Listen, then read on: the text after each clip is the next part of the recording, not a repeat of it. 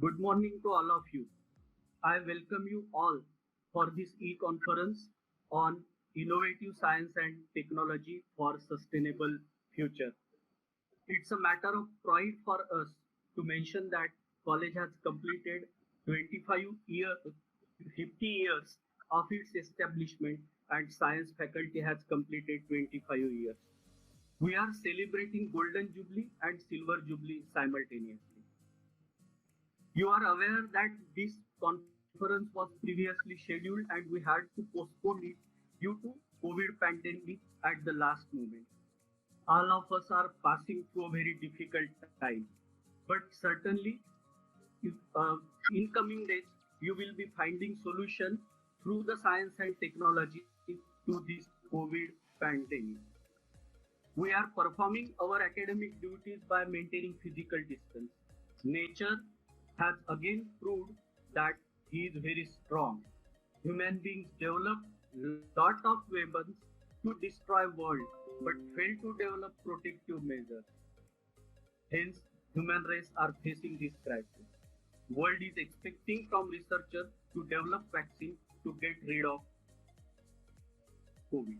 Today, for the e-conference, for this inaugural session, which will be followed by keynote address, and then there will be four technical sessions by four resource persons, and it will be concluded by announcement of result of the poster competition. We are happy to mention that we are broadcasting it live on YouTube and the Facebook channel. We are having president of this function as Chartered Accountant Ramesh Mamedwar Sarji, Vice President of Sarvodaya Shikshan Mandal, Honorable Vice Chancellor of Gondwana University, Dr. N.V. Kalyankar sir. He will be inaugurating this conference.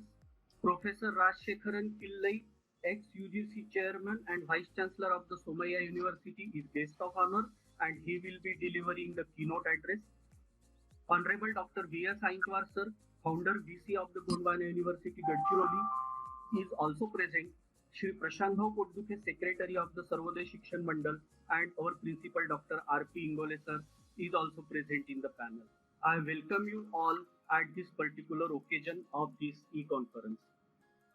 Now we shall start this conference by Saraswati Vandana. I shall be happy to welcome all the dignitaries on this panel by offering them a virtual bouquet at a time.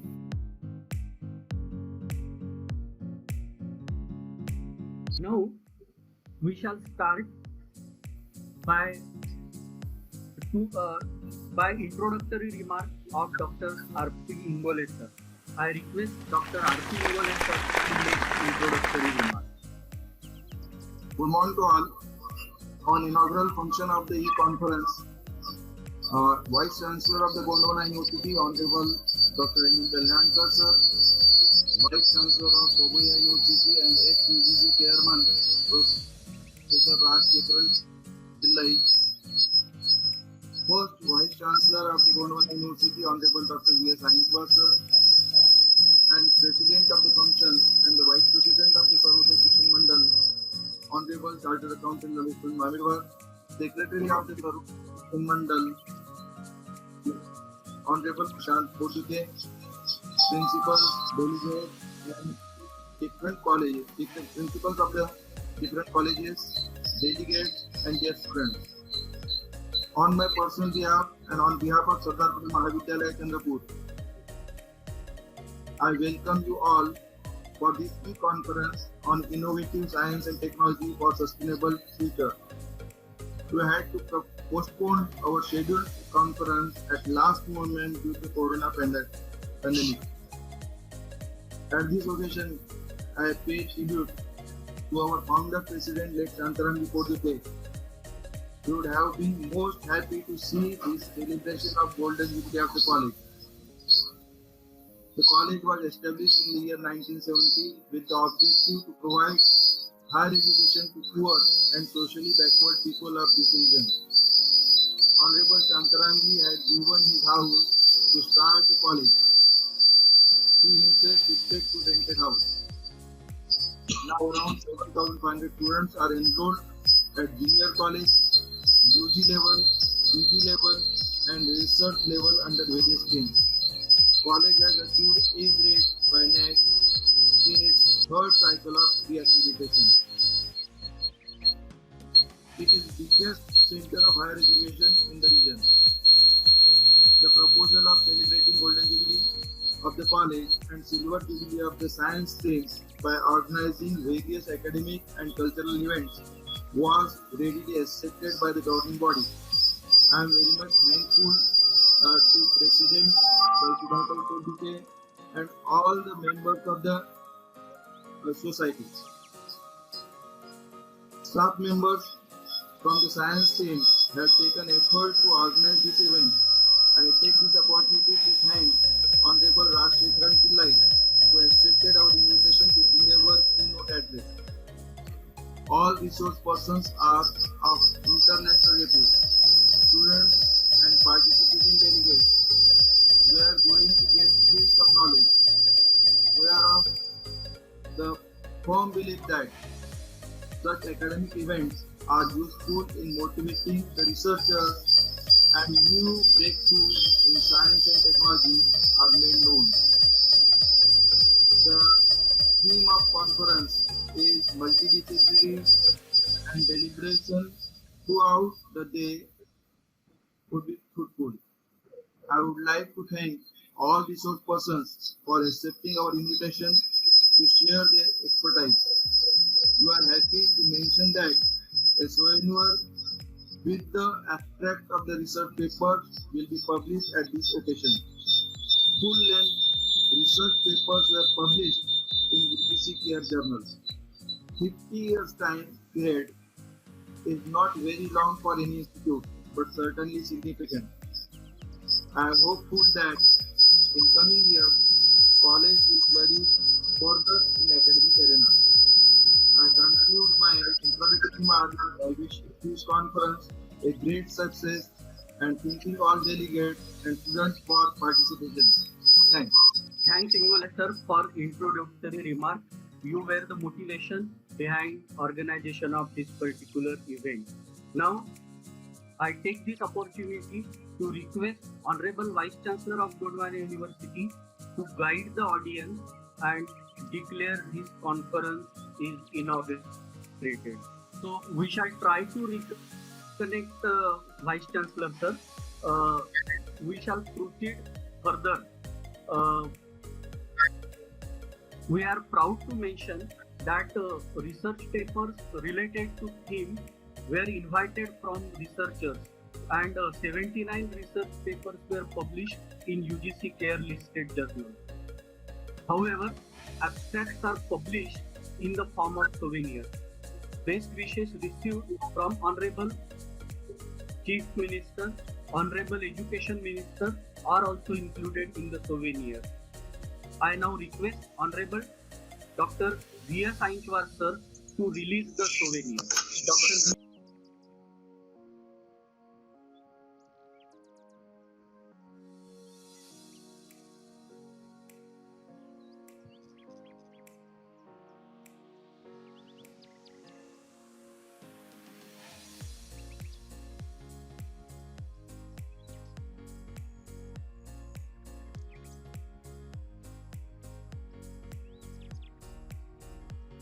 I also thank Raksha Dhankar for editing this souvenir.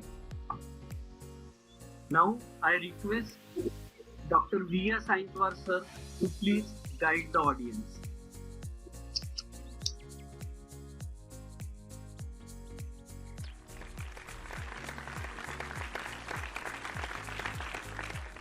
Today's President of the Function, Honorable Dr. Alfonso Ramesh Maharam, Vice President of the Road Assessment of Chandrapur, Chief Guest of the Function, Honorable Dr.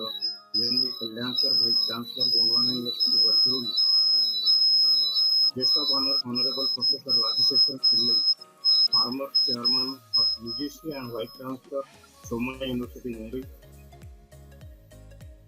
Honorable Sri Prashant Kurduke, Secretary, Sarvodaya Shikshan Mandal, Chandrapur, Principal of the College, Dr.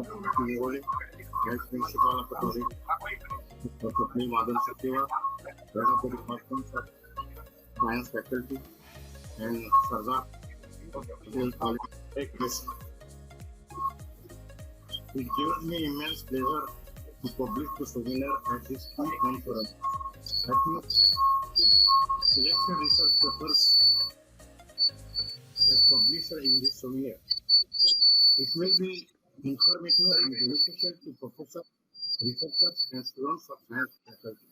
As Stein said, the significant problems we face cannot be resolved at the same level of thinking. We are at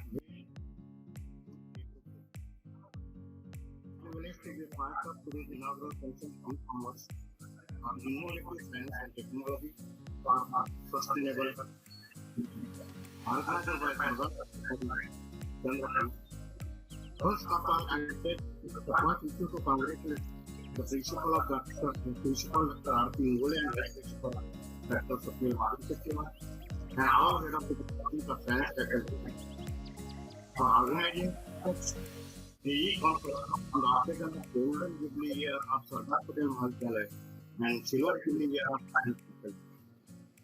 Sardar Patel Mahavidyalaya established in June 1997 and Science Faculty started in 1994-95 with innovative subjects like microbiology, technology, biotechnology, environmental science, computer science, chemistry, physics, mathematics, etc. This faculty is one of the best faculty not only in college but in environment particularly. Science faculty having postgraduate courses in 7 subjects and also Center of Learning and Research. Almost every cell the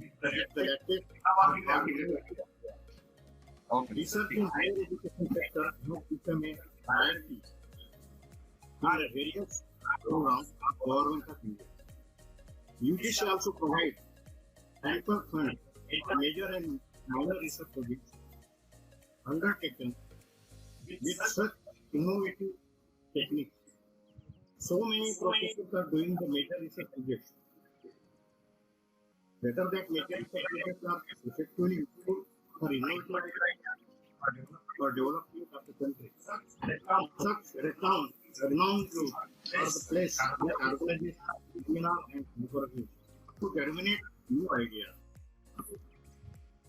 Side groups and it is a place. We must identify our strengths and what the relevant in today's world. Today our mission is become as an emerging power being the third economic progress, global influence, and many more platforms to engage with us. Sustain future demand a well-educated and skilled development.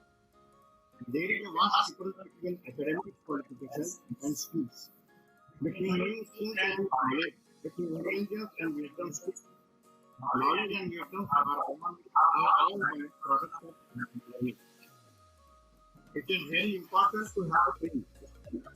You need to set sky high and get ready for excellence to achieve them. Bharat Ratna Dr. Abdul Kalam's words: dreams are not from behind we are thinking, but dreams are those which don't take to place before fulfilling them. In this area, innovation and education is especially important. The more educated the person are more productive and innovative. The amount of innovation technology that we can draw from today in order to solve the many challenges. All industries and institutions work together with clear vision and goal in mind and get aside us market right from the world go. Indian industries can give rich commercial benefits. The benefits of modern science may not have reached all parts of the world, but there is a greater awareness of this among people. People are now demanding more equitable share of the fruits of modern knowledge and skill. We need to move construction of villages with excellent rural connectivity through roads and communication, which are also linked to nearby urban centers. These rural clusters would have quality centers of education and health support facilities. People can easily commute between the villages and acquire the best skills and education. Every student in our university should graduate to using the latest technology for aiding their learning process. Nowadays, we are facing the COVID-19. The coronavirus is COVID-19 because academic endemic like aside. The COVID-19 crisis has made us act in new ways. Simply because of the unique state of circumstances that it has taken due to COVID-19, the Institute has decided to conduct the conference by using latest technology. Last year, I congratulate to the management, principal, Dr. Martin and the faculty members, non-teaching staff, and students. Lastly, I take this opportunity to convey my best wishes and heartfelt congratulations for the success of. Thank you. Thank you very much, sir. You are the inspiration for all of us. Now, Vice Chancellor Dr. Kalyankar sir has joined. I request Dr. N.V. Kalyankar sir to please make declaration about the inauguration of. I request Vice Chancellor sir to please say few words at this occasion. I think there is some technical issue. I will continue this program, and now I request Honorable President of this function, Chartered Accountant and Vice President of our Sarvodaya Shikshan Mandal, Ramesh Chandra Mamedwarji, for presidential address. I request Mamedwar sir to make presidential remarks. This is e-conference on innovative science and technology for sustainable future. The chief guest for inauguration, elect former Chairman UGC and Vice Chancellor, Somaiya University, Mumbai. Honorable Prashant Purdukhe, Secretary of Sarvodaya Shikshan Mandal, Kolkata. Principal of Sardar Patel Mahavidyalaya, Dr. R.P. Ingole. Vice Principal, Dr. S.P. Madan Chettiwar. All the dignitaries, participants, teachers, all principals, teaching, non-teaching staff, and my dear students. It's a proud privilege for Sardar Patel Mahavidyalaya to host this conference at Chandrapur. In fact, this was going to be a typical conference because of COVID-19. The typical conference was postponed, and now it is taking. First of all, I congratulate Principal Dr. R.P. Ingole and Dr. S.P. Madan Chettiwar, Vice Principal, for hosting this conference and organizing such an important conference in SP College, Chandrapur.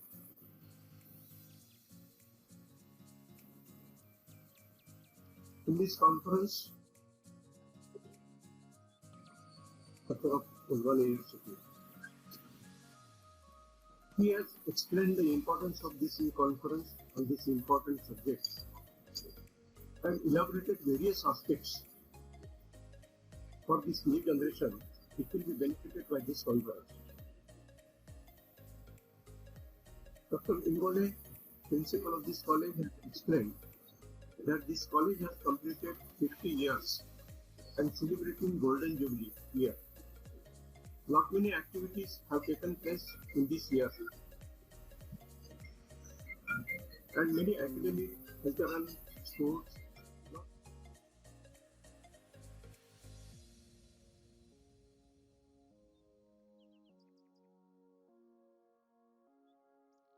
were also invited, and they have to join this Golden Jubilee year.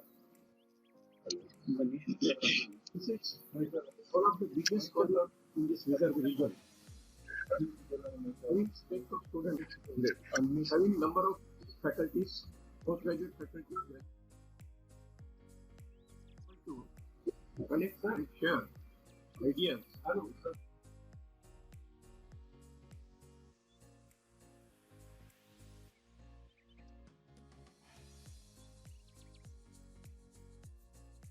now, commission for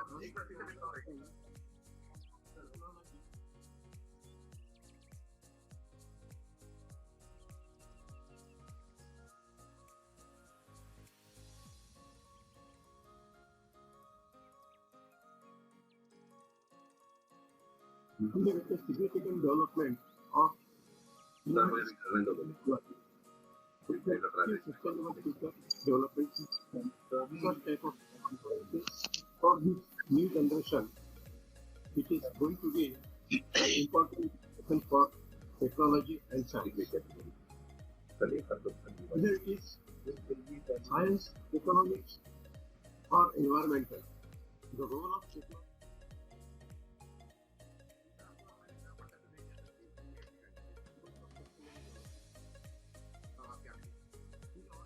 is pollution and global environment problem.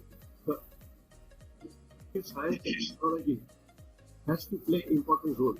It is the need of our country to sustainable future. Here we are going to have a keynote address by Professor Rajshekharan Pillai, who will be guiding all participants, and it will be much more good.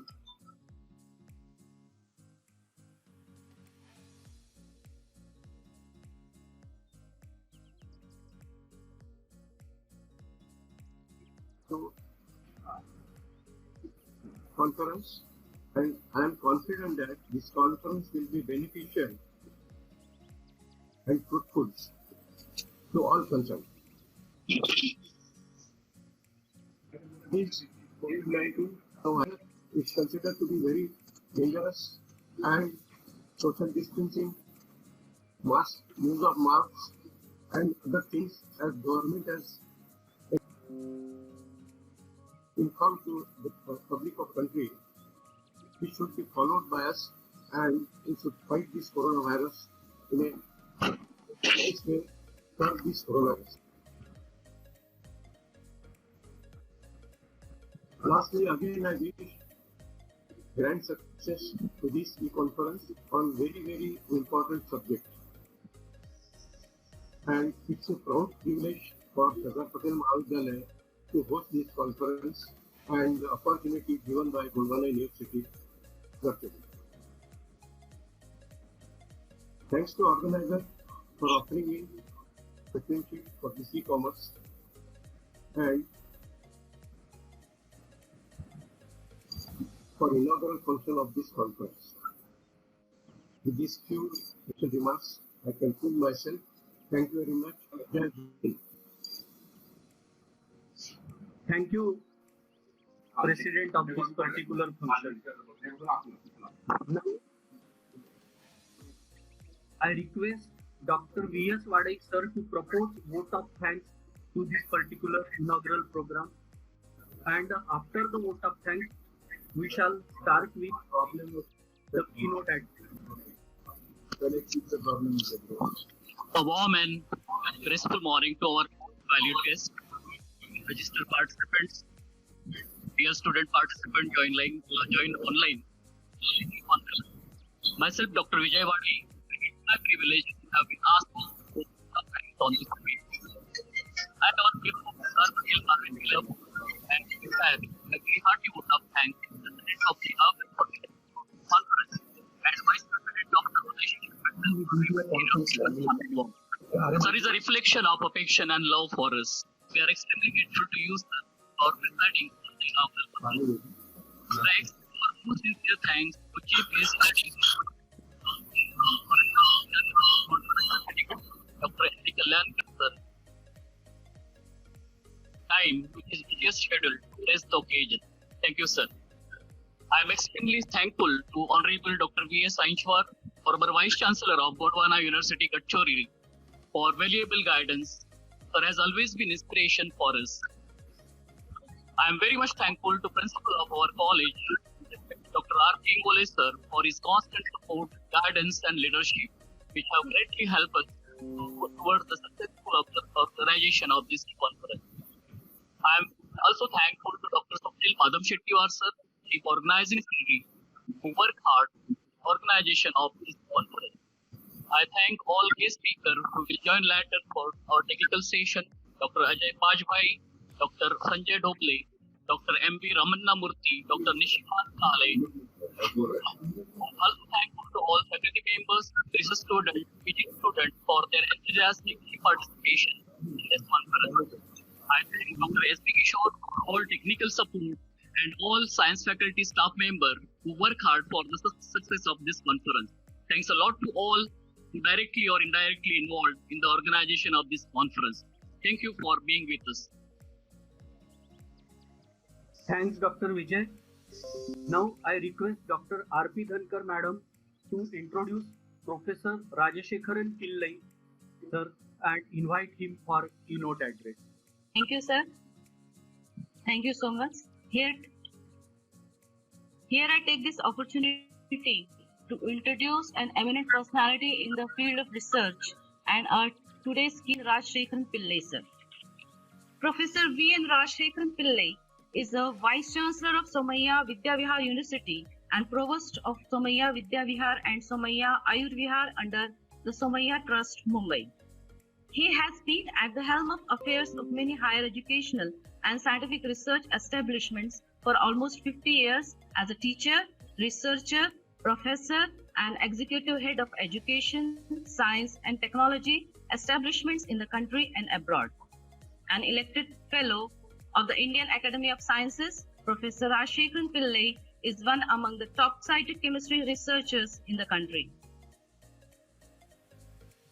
He created an internationally renowned research group in the group of polymer science. About 60 doctoral and postdoctoral researchers have been trained under his direct supervision in the universities of Calicut, Mahatma Gandhi University, Kottayam, University of Tübingen, and in the University of Mainz, Germany. He was also a visiting research professor in the University of Lausanne, Switzerland. Top executive positions he occupied include the Vice Chairmanship and Chairmanship of the University Grant Commission, Government of India, Executive Director of National Assessment and Accreditation Council, Government of India, Vice Chancellor of Indira Gandhi National Open University, Chairman of the Distance Education Council, Government of India, Vice Chancellor of Mahatma Gandhi University, Kottayam, Kerala, Vice Chancellor of Cochin University of Science and Technology, Kerala, Executive Vice President of Kerala State Council of Science, Technology and Environment, ex officio Principal Secretary of the Department of Science and Technology, Government of Kerala, Chairman of Kerala Coastal Zone Management Authority under the Ministry of Environment and Forests, India, and Chairman of Kerala Biotechnology Commission. After superannuation from the Government of India and Government of Kerala, Professor Pillai worked as a president of Mewar University, Chittorgarh, Rajasthan. He is also working as a president of New Delhi NCR-based civil society and organization, Human Development Foundation India, since 2015. He is on the Director Board of Apollo Group of Hospitals and on the boards of several academic and research establishments in the country and abroad. He is also serving as the Chancellor of ICFI University Tripura and as its Chairman, Board of Governors. We are privileged to have such an eminent personality as a keynote address for this e-conference. Thank you so much, sir, for joining this e-conference. Now I request Professor Pillai, sir, to deliver his keynote address on the topic Science for a Sustainable Future. Thank you very much. The college, Sardar Patel Mahavidyalaya, Chandrapur, for extending me an invitation to give a keynote address. Scheduled on the occasion of the 50th year of the sponsoring society of the college and also the 25th year of the college. I take this opportunity to congratulate the management, the sponsoring body, and its office bearers, and also the principal and staff of the college for achieving laurels in higher education during the last 50 years. I see that the college is accredited by NAAC with an A grade. I was also Executive Director of the National Assessment and Accreditation Council. I know the value of that grading. Let me congratulate the college, the teachers, and everybody for achieving this credential. Of course, for the last 50 years, the society has been supporting this college. And I understand that 25 years is the Silver Jubilee is for the science faculty. Faculty of Science or the science faculty, science departments are celebrating the Silver Jubilee. And on this occasion, you are organizing a very timely conference with the title Science and Technology Interventions for a Sustainable Future. I am basically a scientist, a chemist by profession, a working chemist even now. I am extremely glad that you have selected a topic of this kind. Let me congratulate the members of the organizing committee for identifying a topic. I was planning, of course, as the organizers know, I was planning to come and visit your college. On the previous day night, we had to cancel that particular trip because of this COVID menace. So I have to come back from Delhi to Mumbai. Then, of course, we thought that we will have a virtual conference. Thank you for organizing this virtual conference again. Science and technology, they are very much interrelated. If you just look at the technology and science, we will see that technology has its earliest origin. For example, originally arts and crafts. All these things led to technology. And from there, technology, people thought, thinking about what is happening behind this technology. They thought about science. They tried to understand the basic principles behind the technology. And then the science originated. Now science, of course, science is also contributing to technology. So science and technology develops in a totally, interlinked way. And what is the purpose of science and technology? Or, of course, your college is not just science and technology. Your other disciplines are also there. The overall purpose of education, not only science and technology, is to provide knowledge and skills. But the purpose of knowledge and skills is to enhance the quality of life and life management systems. That's the purpose of knowledge and skills. When we say life, it is not just the life of the mankind alone, life of the entire universe. And whatever we do, not only in science, in every field, it is for enhancing the quality of life and life management systems. And if you just look at the universe, you can see that there is interconnectedness and interdependence of all ecosystems. We cannot have an independent existence as mankind. We are thoroughly dependent on. We are dependent on other species. We are dependent on the living and non-living systems in the universe. Without that, we will not have an existence. We also see the repercussions of it right now. So, sustainable development patterns and greener societies are the need of the hour. It has been always so. Whenever we have deviated from this holistic approach, nature has reacted violently, and it is even now doing so. When we say knowledge and skills, we know that it is for enhancing the quality of life of the society. And this knowledge and skills we impart to the students, or we acquire knowledge and skills through research. And if we want to apply this knowledge and skills to the society, we should understand the context of the knowledge and skills. For what purpose the knowledge is there? what is the context of the society? What is the context of the knowledge and skills? And this context of the society changes from time to time. This changes from place to place. It is very dynamic in nature. I am sitting in almost a village in Kerala now. During the lockdown period, I am sitting in a village in my hometown in Kerala and then interacting with you.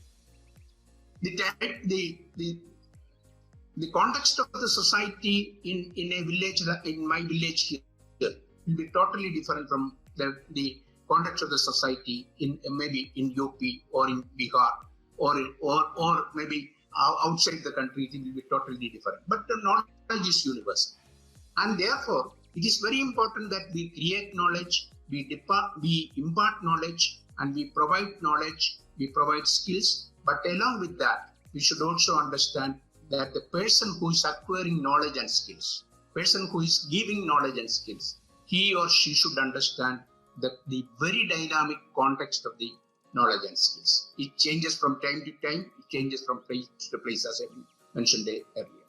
So, what, of course, as teachers, we can say, what are we imparting in the classroom? It is knowledge and skills. That is the text of education. We call it text, meaning textbook, T-E-X-T, textbook. And this text of knowledge and skills can be applied properly only when we understand the context of the text. Only when we understand the context of the text. This context and text correlation, it is the social background of the knowledge. And therefore, we should, along with knowledge and skills, we should understand the context. The context, as I mentioned, it is not just determined on knowledge and skills alone. Context determines on our culture, our tradition, our living habits, our agriculture. All other fields are connected with the context. And this, we have to integrate this context into our knowledge. And when we think about sustainable development, we have to just ensure that for what purpose we are getting this knowledge, that is properly applied. So if somebody has knowledge and skills but do not have an awareness of the context, even the application of the knowledge and skills may fail. It will fail, not may fail, it will fail. And therefore, we have to ensure that we have to understand for what purpose, for a sustainable future, how we can contribute our knowledge. And every subject, for example, now we see that where originally in science and technology, we have some very specific different disciplines, whether it be in science, a few disciplines, technology, engineering, a few disciplines, 3 branches, now several branches. Now, knowledge is expanding in a very, very significant way, and we see that for every subject, if you add a prefix, you will get another subject. That is the type of interdisciplinarity and transdisciplinarity which is existing in knowledge. So this is very important. So you also see that the new knowledge and new interventions are happening in the interfaces between the disciplines. Whether it be between chemistry and biology, whether it be in physics and mathematics, whether it be in chemistry and whether it be between chemistry and computer science, whether it be between biology and computer science, you see lot of areas are developing. I mean, long ago when I was a degree student, in biology and all that, we had to say biostatistics. That is one of the subjects, biostatics. Now, of course, IT into biology. You know the importance of IT into biology. Bioinformatics have come. And in order to understand the biodiversity, it's very important. In order to understand the biodiversity, for a sustainable future biodiversity, we have to make use of technology. We have to make use of information and communication technology in a very, very significant way. So we have, instead of biostatics, is now bioinformatics. Similarly, it is not only the science, interdisciplinarity and transdisciplinarity, or interlinking with science and technology, or interlinking with science is more important. interlinking with humanities is also very important. Economics is very important. The history is very important. History of Earth systems is very important. Climate studies is very important. For example, biology. Now, usually we teach in our colleges. Of course, I have been a teacher for the last 50 years. In our colleges, botany, zoology, this is the type of nomenclature we have been using. Now, systems biology has come. Systems science has come.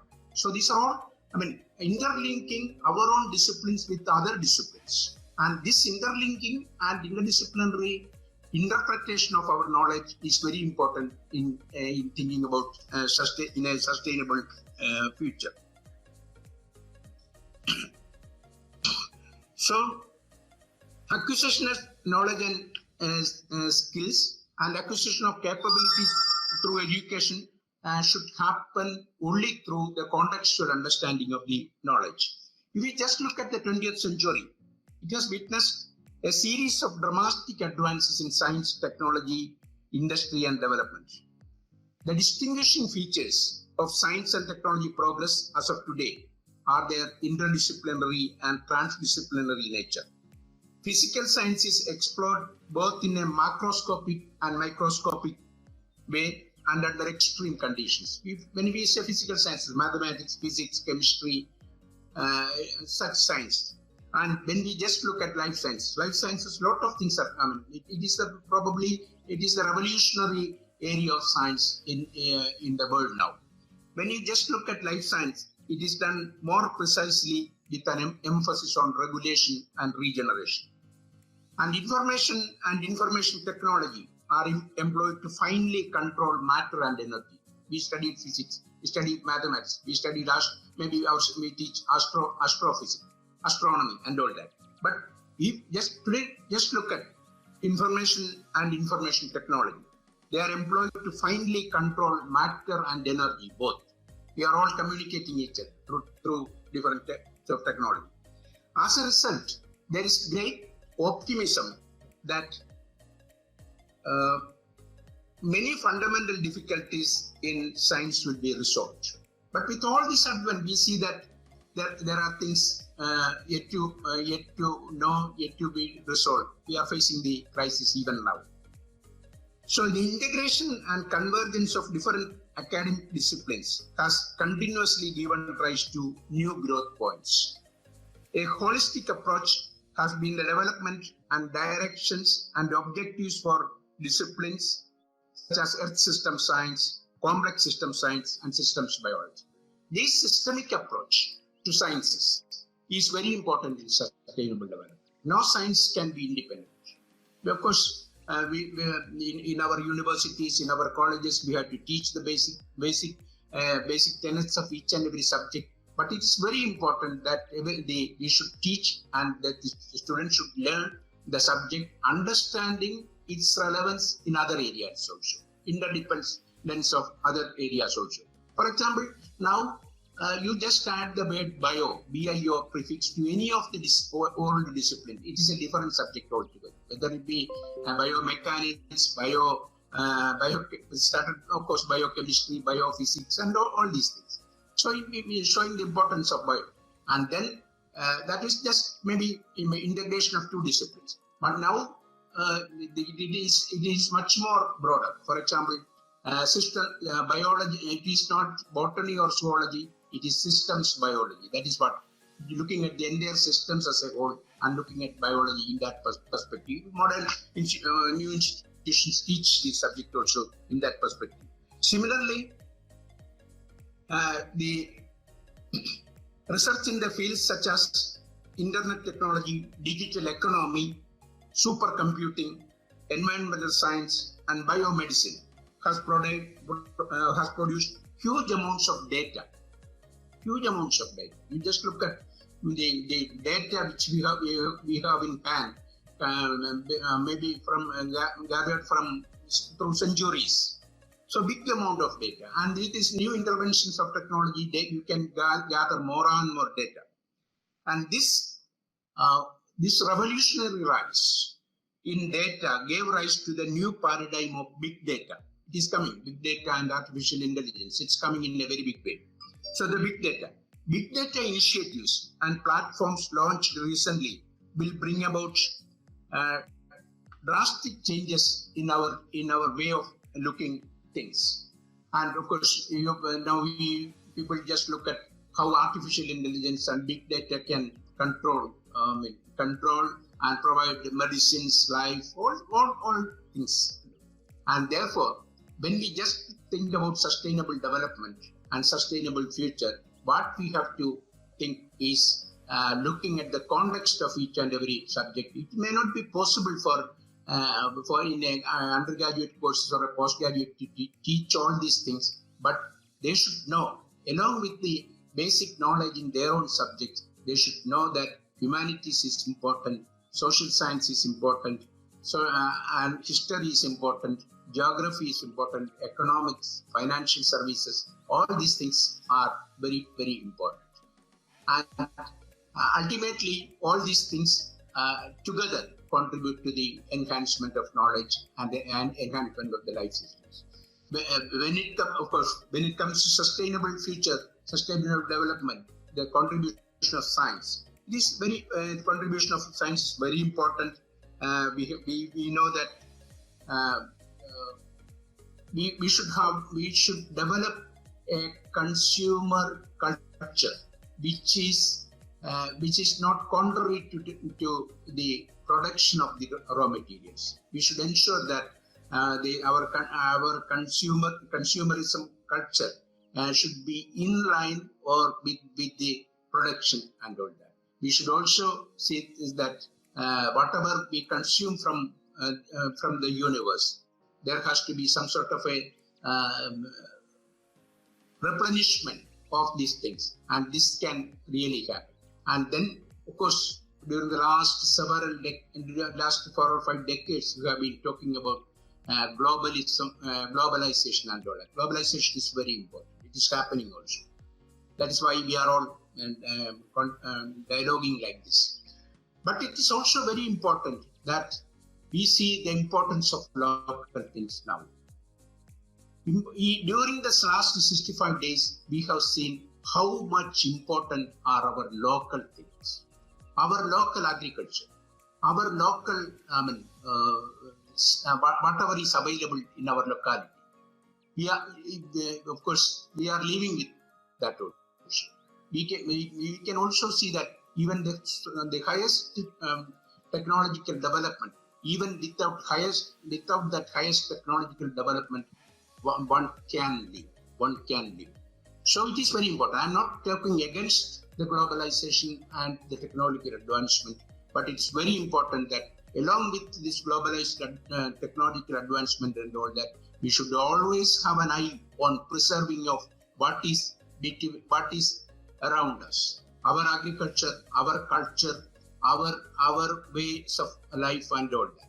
And ultimately, it will have that will be sustained. And then we are creating knowledge and skills. Of course, we are education institutions. We are creating knowledge and skills through research and all that. If we create knowledge, disseminate knowledge, apply knowledge, sure. But we should also understand that established education institutions or established education systems, modern education, all these things, we are all educated. We are all educated, highly educated. But look at our villages. Look at the Aboriginal people in the country. If you just look at the total knowledge and skills available to the whole world, not I am talking about India. If you just look at the total knowledge and skills available to the mankind in the whole world, you can see that even now 70% of the knowledge and skills which we use, which we benefit for our life, is from the Aboriginal people who had not got any formal education even. Now, forget about university degree, formal education even. And this knowledge and skills, whether it be in agriculture, whether it be in Ayurveda, whether it be in food preservation, whether it be in seed preservation, whether it be in predicting weather, we had traditional knowledge. So this Aboriginal knowledge in our food habits, in agriculture, and there is this is the so-called acquired knowledge and skills. Nobody had taught them this thing. Even now, that knowledge and skills contribute to the 70% of the knowledge and skills which we make use of. And therefore, we should have a mechanism to assess the contributions from the aboriginal knowledge and skills of the society. And therefore, in sustainable development, village preservation. For example, I know some of the states, some of the villages in the country, Rajasthan. There are good models of water preservation. There are certain places where energy preservation is. Ordinary villagers are taught of energy preservation, and even in their social transactions, they ensure that the village identity is preserved. And these are all very important. Ultimately, making use of all these global understanding of knowledge, skills, technology, and all that, applying to the knowledge. Now we are using it. For example, I mentioned we probably you are 400 participants, including the students. They may be sitting from villages and watching these things. So we should definitely make use of technology. We should definitely make use of all the advances. But at the same time, we should not forget the roots. From where is the food coming from? Where is the water coming from? Where is the good air coming from?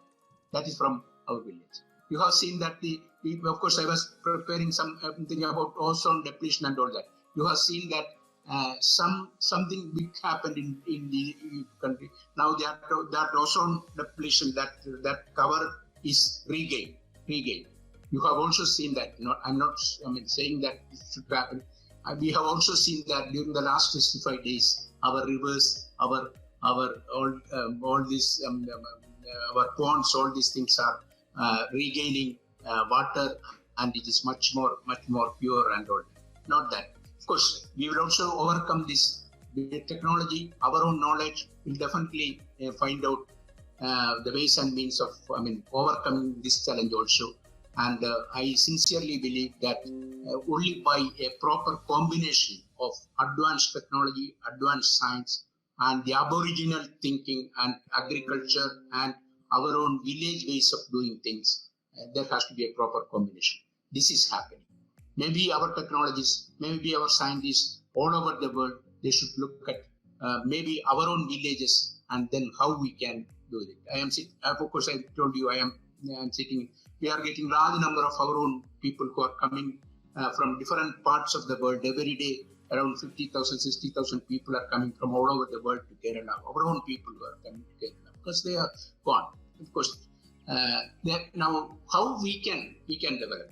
Of course, we have to travel, we have to interact and all that. But we should not forget that the sustainable future is only when we preserve our own local nature, our traditional agriculture, our traditional habits, our culture, all this, even belief systems. I believe that. So there should not be a context, there should not be a competition between tradition and modernity when we talk about sustainable development. There has to be a consensus between tradition and modernity. Traditional values have its own worth. I mentioned about agriculture. Look at the farmers in this country.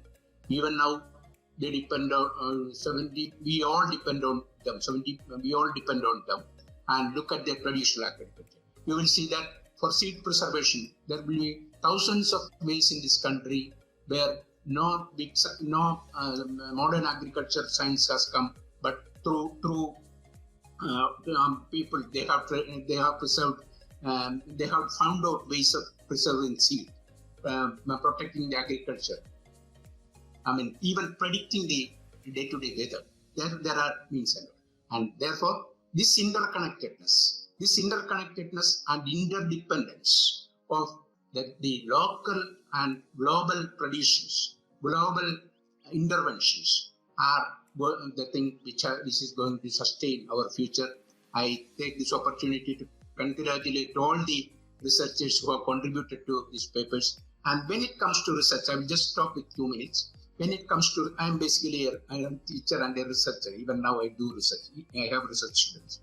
So it is very important. Now, UGC care list you are mentioning, that list, this list and all that. It's very important that we should ensure quality of research, because just for form filling, we should not publish papers. And it is also very important that in our country, you should know, youngsters, young researchers, there may be young researchers should know there are a lot of pitfalls in research nowadays. For example,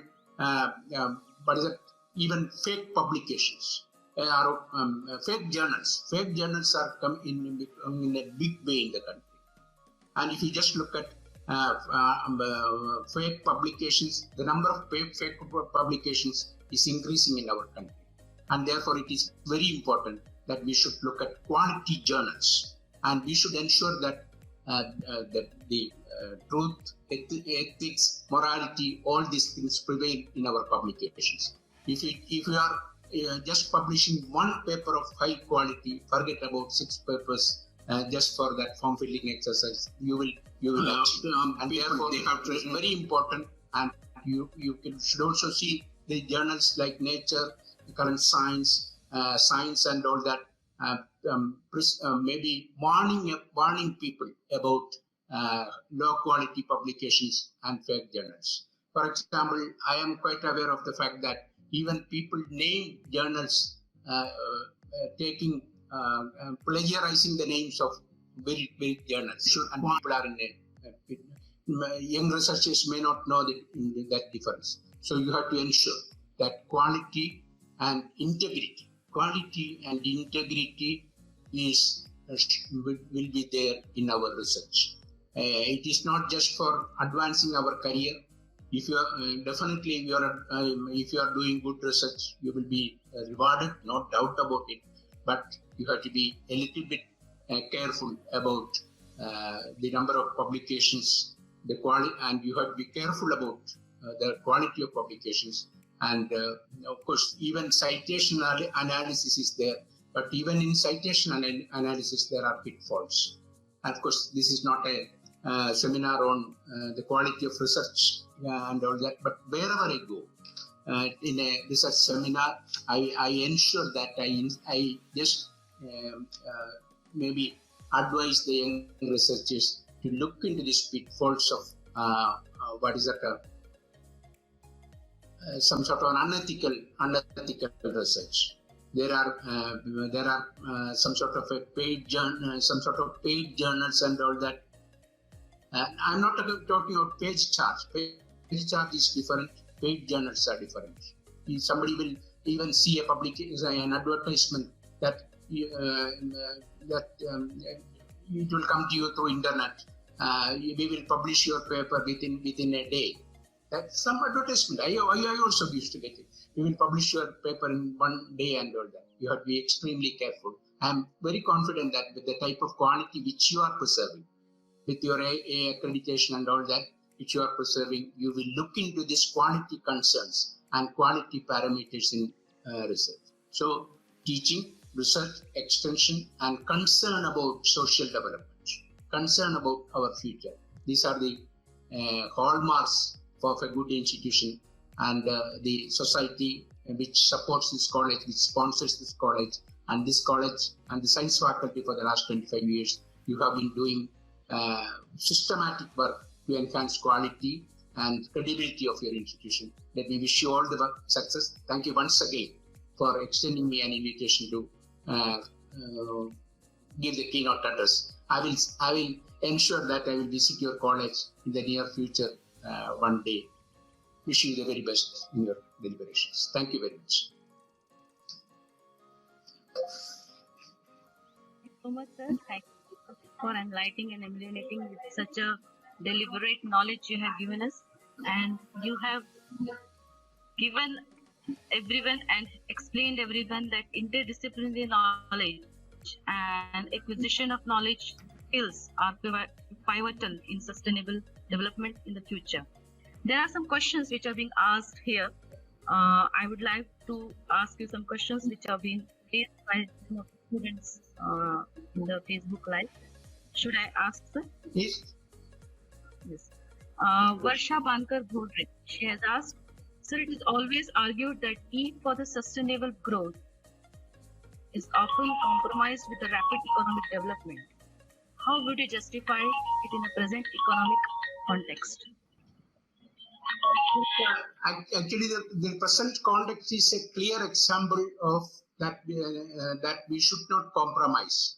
We should not compromise sustainable development, our science or knowledge with development. We should really ensure that, because now we can see that only through sustainable development we can progress. So there is nothing like compromise. The present day is a clear advice, clear signal that we should not compromise sustainable development. Thank you, sir. One more question is there. Sir, how sustainable development can be implemented in energy sector? She's Ananya Nagpure. Yeah. In energy sector, for example, in energy sciences, sustainable development is very, very important. We have to just look at the concern. During these 65 days, you have seen oil fields. Oil probably we are destroying oil. I mean, not this way. In several countries, the oil is getting destroyed. No users are there. So we have to just ensure in the energy use, what type of, I mean, maybe we have to think about the green energy concept. We are producing, I mean, of course I told you I am a chemist, a polymer scientist, definitely an experimental chemist and all that. If you just look at chemistry, even now we are thinking about, green chemistry is a new discipline. For the last several years, even in planning a reaction, even in planning a process, we have to ensure the chemistry of it, the green energy. So even in balancing an equation, of course, I mean, in school chemistry we have studied about balancing equations, and then this balancing is very important. For example, there should not even an atom lost in any of our chemical processes and all that. So green energy, green economics, all these things are very important.